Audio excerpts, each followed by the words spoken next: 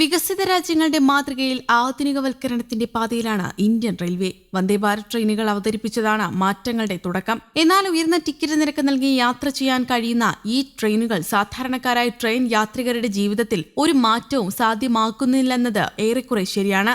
എന്നാൽ പുതിയ ട്രെയിനുകൾ നിർമ്മിക്കുകയും സ്റ്റേഷനുകൾ വിമാനത്താവളത്തിലെ സൗകര്യത്തിന് സമാനമായി വികസിപ്പിക്കുന്നതിലും മാത്രം ഒതുക്കുകയല്ല തങ്ങളുടെ പദ്ധതിയെന്നാണ് റെയിൽവേ പറയുന്നത്. രാജ്യത്തെ റെയിൽവേ സ്റ്റേഷനുകളിലെ പ്ലാറ്റ്ഫോമുകൾ ഉൾപ്പെടെ അടിമുടി മാറാൻ പോകുകയാണെന്നാണ് ഏറ്റവും പുതിയ റിപ്പോർട്ടുകൾ സൂചിപ്പിക്കുന്നത്. പ്രായമായവർ, ഗർഭിണികൾ, ഭിന്നശേഷിക്കാർ എന്നിവരുൾപ്പെടെയുള്ള യാത്രക്കാർക്ക് മികച്ച സൗകര്യം നൽകുന്നതിനായി കൂടുതൽ കോച്ചുകളുള്ള ട്രെയിനുകളും സജ്ജമാക്കാൻ ഇന്ത്യൻ റെയിൽവേ തീരുമാനിച്ചിട്ടുണ്ട്.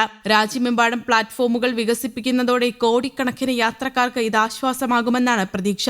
LHB കോച്ചുകൾ പഴയ കോച്ചുകളെക്കാൾ നീളമുള്ളതാണ്. സീസൺ സമയത്ത് മറ്റ് സ്പെഷ്യൽ ട്രെയിനുകൾ സർവീസ് നടത്തുകയും കോച്ചുകളുടെ എണ്ണം കൂട്ടുകയും ചെയ്യുന്നത് പതിവാണ്. എന്നാൽ ഇത്തരം സന്ദർഭങ്ങളിൽ പ്ലാറ്റ്ഫോമുകൾ ചെറുതായതിനാൽ ട്രെയിൻ നിർത്തുമ്പോൾ ആളുകൾ ഇറങ്ങുന്നത് പ്ലാറ്റ്ഫോമിന് പുറത്താണ്. ഈ പ്രശ്നം പരിഹരിക്കുന്നതിനായി റെയിൽവേ പ്ലാറ്റ്ഫോം നീളം വർദ്ധിപ്പിക്കാൻ തുടങ്ങിയിട്ടുണ്ടെന്ന് നോർത്ത് വെസ്റ്റേൺ റെയിൽവേ അധികൃതർ വ്യക്തമാക്കുന്നത്. നോർത്ത് വെസ്റ്റേൺ റെയിൽവേ സോണിന് കീഴിലുള്ള വിവിധ ഡിവിഷനുകളിലെ സ്റ്റേഷൻ പ്ലാറ്റ്ഫോമുകളാണ് ആദ്യഘട്ടത്തിൽ നീളം കൂട്ടുന്നത്.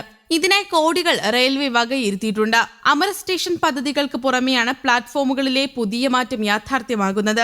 അതേസമയം മറ്റൊരു അവധിക്കാലത്തെ കൂടി വരവേൽക്കാനൊരുങ്ങുകയാണ് മലയാളികൾ. പക്ഷേ ട്രെയിൻ ടിക്കറ്റിന്റെ കാര്യത്തിൽ ഒരു മാറ്റവുമില്ല. ഇത്തവണയും മറുനാടൻ നഗരങ്ങളിൽ നിന്ന് നാട്ടിലേക്ക് എത്താൻ റെയിൽവേ സ്പെഷ്യൽ ട്രെയിനുകൾ പ്രഖ്യാപിക്കുന്നതും കാത്തിരിപ്പാണ് അന്യനാടുകളിലുള്ള മലയാളികൾ. ക്രിസ്മസ് അവധിക്കാലത്ത് ഡിസംബർ 19 മുതൽ 24 വരെയുള്ള തീയതികളിൽ കേരളത്തിലേക്കുള്ള ഒരു ട്രെയിനിലും ബംഗളൂരു നഗരത്തിൽ നിന്ന് ടിക്കറ്റ് കിട്ടാനില്ലാത്ത സ്ഥിതിയാണ്. വെയിറ്റിംഗ് ലിസ്റ്റിൽ പോലും ടിക്കറ്റ് കിട്ടാനില്ലാത്ത സ്ഥിതിയാണ് മലബാറിലേക്കും തെക്കൻ കേരളത്തിലേക്കും. റിസർവേഷൻ ബാക്കിയുള്ള തീവണ്ടികളിലും സ്ലീപ്പർ ക്ലാസുകളിൽ നില വെയിറ്റിംഗ് ലിസ്റ്റ് 200-ന് മുകളിലാണ്. സ്വകാര്യ ബസ് ലോബികൾ പതിവ് പോലെ കഴുത്തറപ്പൻ ടിക്കറ്റ് നിരക്ക് പ്രഖ്യാപിക്കാനിരിക്കെ സ്പെഷ്യൽ ട്രെയിൻ എന്ന ആവശ്യം ശക്തമായി ഉയർത്തുകയാണ് യാത്രക്കാർ. News desk, Kerala Kaumudi.